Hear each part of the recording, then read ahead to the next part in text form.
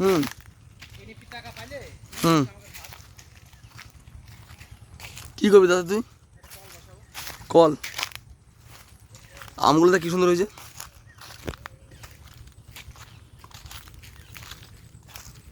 তোর বিপ্লবের বাড়িতে বিপ্লবের বাড়িতে 23খানা গাছ, ঠিক আছে? কুলকুলি আছে না, মধুকুল গাছ, হ্যাঁ পুরো আম। আমি বললাম 500 টাকা দিতে, গাছ রাখি দে, পুরো বড় গাছ, আম ভর্তি, ঠিক আছে?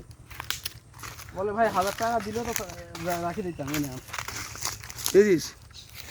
বাহ, 1000 টাকা দিলেও তো রাখি দিতাম।